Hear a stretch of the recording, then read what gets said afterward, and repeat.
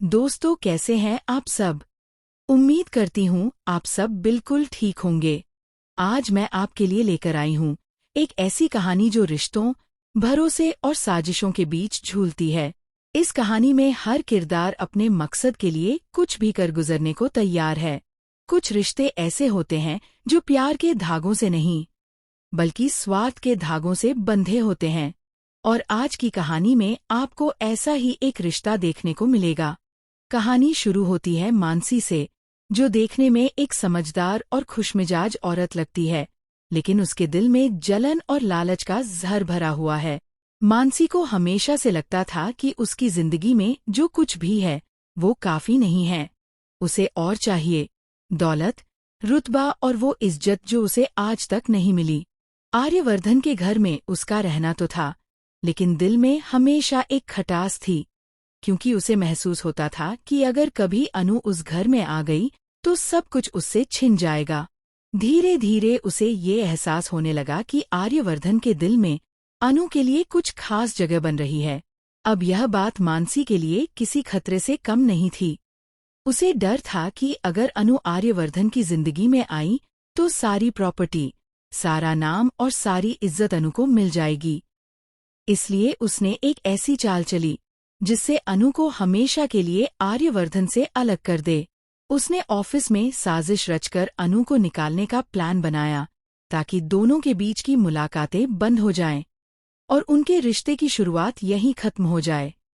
लेकिन कहते हैं ना, सच्चाई कितनी भी छुपाओ, एक दिन सामने आ ही जाती है। आर्यवर्धन को धीरे धीरे शक होने लगा कि कहीं अनु की नौकरी जाने के पीछे कोई बड़ी चाल तो नहीं है। उसने जांच शुरू की, और तब सामने आई एक ऐसी हकीकत जिसने उसकी नींव हिला दी।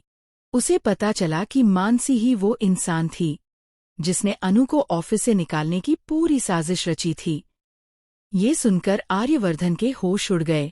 उसे यकीन नहीं हुआ कि जिस पर वो इतना भरोसा करता था, वही उसके पीछे इतनी गंदी चाल चल सकता है। गुस्से में आर्यवर्धन मानसी के सामने खड़ा हो गया और बोला, तुमने मेरे भरोसे का इतना बड़ा मजाक बनाया।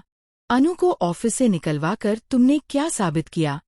कि तुम जीत जाओगी? नहीं मानसी, आज से तुम्हारी ये साजिशें मेरे सामने नहीं चलेंगी। मानसी को उम्मीद नहीं थी कि उसकी सच्चाई इतनी जल्दी सामने आ जाएगी। उसने अपने बचाव में कई बातें कहीं, पर आर्यवर्धन अब कुछ भी सुनने को तैयार नहीं था। उसने अनु का हाथ थामा और कहा, अब समय आ गया है कि तुम अपनी गलती का एहसास करो और जाकर अनु से माफी मांगो। लेकिन मानसी का अहंकार उसकी सबसे बड़ी कमजोरी था।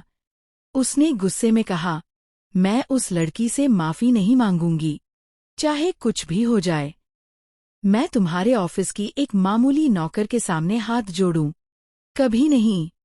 इतना कहकर मानसी वहां से चली जाती है। माहौल एकदम सन्नाटा हो जाता है।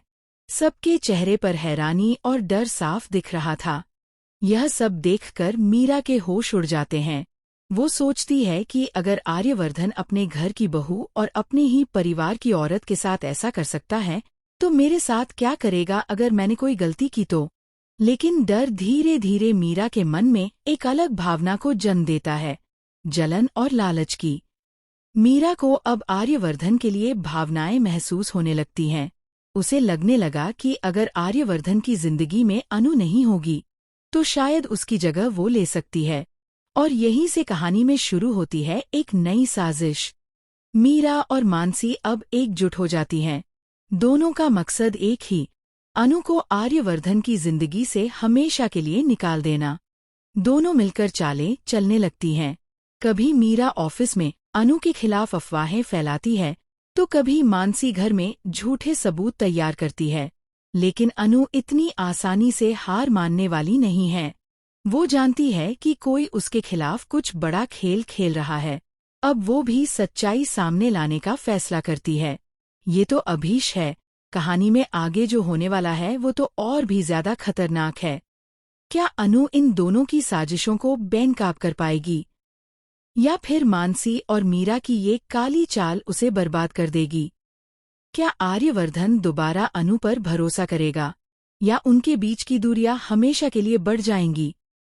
इन सारे सवालों के जवाब मिलेंगे आगे हमारी अगली कहानी में। तो दोस्तों, फिर मिलेंगे एक नई कहानी के साथ।